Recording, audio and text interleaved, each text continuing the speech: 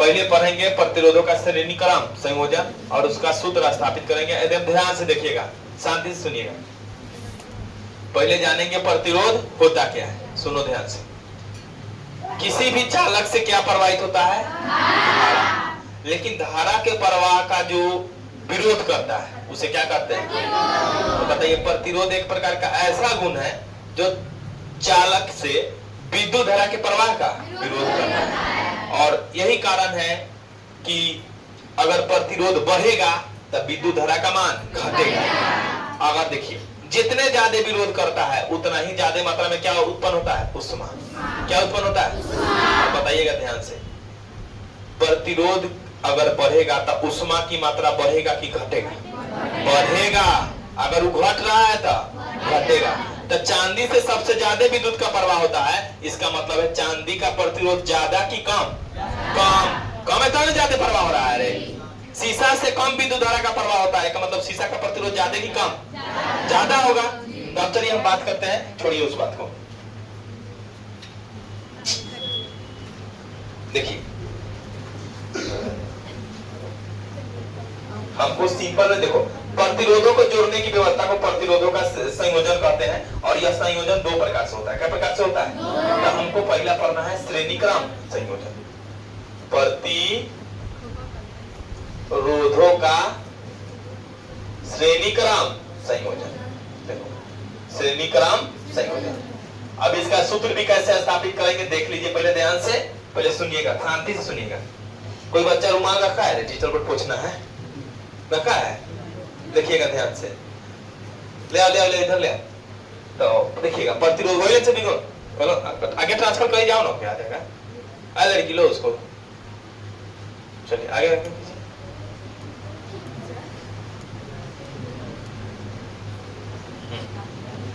देखिए,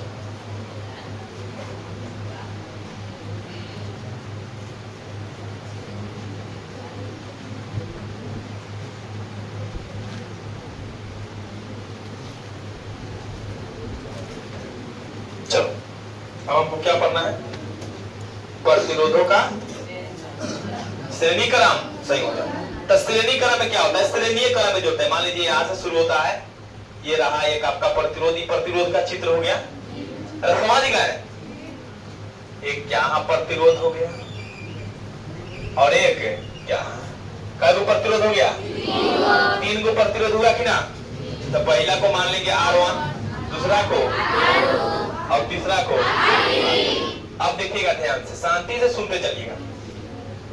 अब इससे मान लीजिए आपका एक बैटरी से इसको जोड़ दिया जा रहा है। कथी से?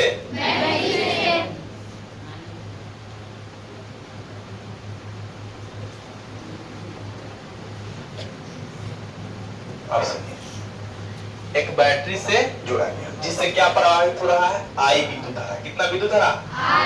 एक बात याद रखिएगा आप लोग, सुनिएगा ध्यान से। श्रेणी क्रम संयोजन में सभी प्रतिरोधों, श्रेणी क्रम संयोजन में विद्युत धारा का मान नहीं बदलता है, विद्युत धारा समान होता है।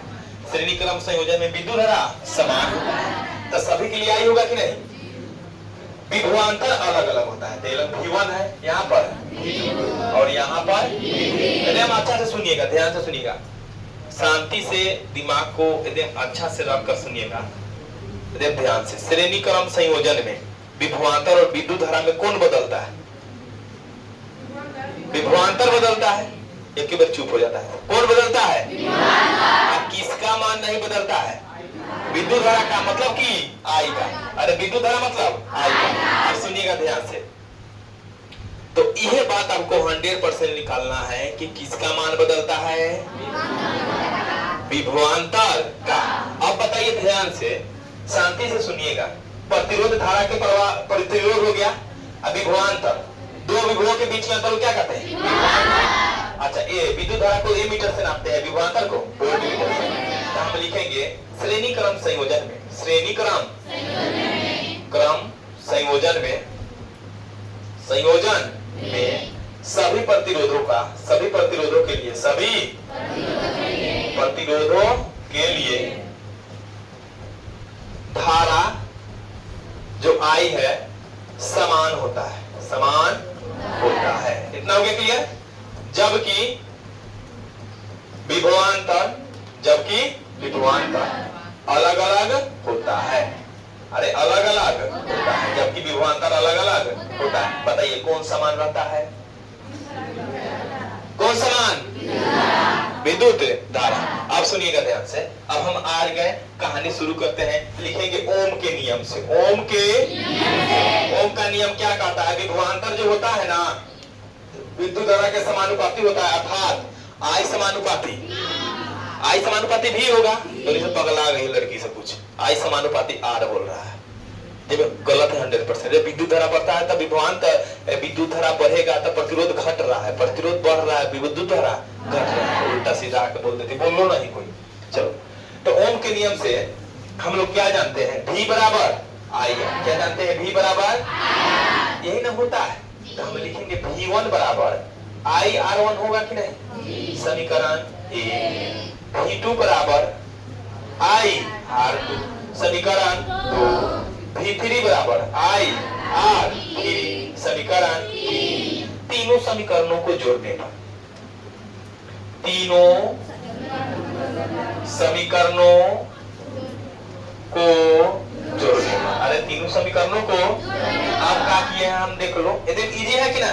इस समझा है कि नहीं? तो अब तीनों समीकरणों को जोड़ने पर क्या आएगा? V1 plus V2 plus V3 बराबर में आई R1 आई R2 आई R3 है ना।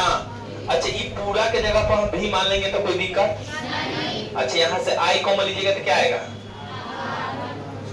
R2 प्लस है ना।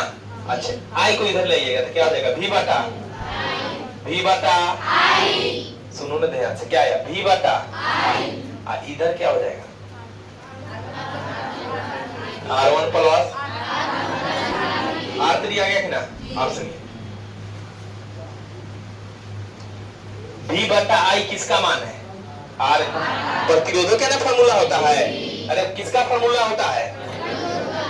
एलन से R को अलग कीजिएगा, R को अलग, तो आई बटा में चला गया कि नहीं? V बटा आई बराबर, यहां लिखेंगे चूंकि V बटा आई बराबर R किसके नियम से? ओम के नियम से। ओम के नियम से होगा कि नहीं? जॉर्ज साइमन ओम ने बताया था कि किसी चालक से धारा प्रवाहित होगा तो उसके सिरों के बीच के विभवांतर के वह समानुपाती होगा। अच्छा चलिए, ये आ गया, यहाँ आ गया। इसके जगह पर R लिख देंगे, RS लिख देंगे। क्या आ गया? R1 plus R2 plus R3। ये क्या हो गया? श्रेणी क्रम संयोजन के लिए सूत्र स्थापित हुआ। अरे स्थापित हुआ, यही ना आपको पूछेगा 5 नंबर 6 नंबर में, कै नंबर में?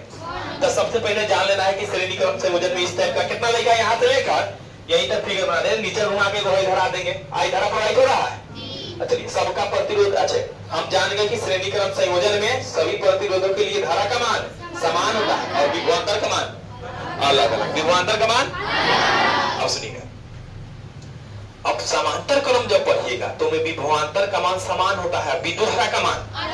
तो इनमें जो अलग अलग था विभवांतर, तो विभवांतर का मान निकाले हैं, उसमें निकालिएगा धारा का। किसका मान?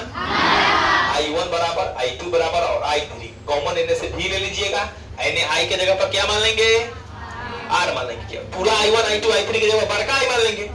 समझा? सूत्र स्थापित हो गया। ठीक है, आप लोग अच्छा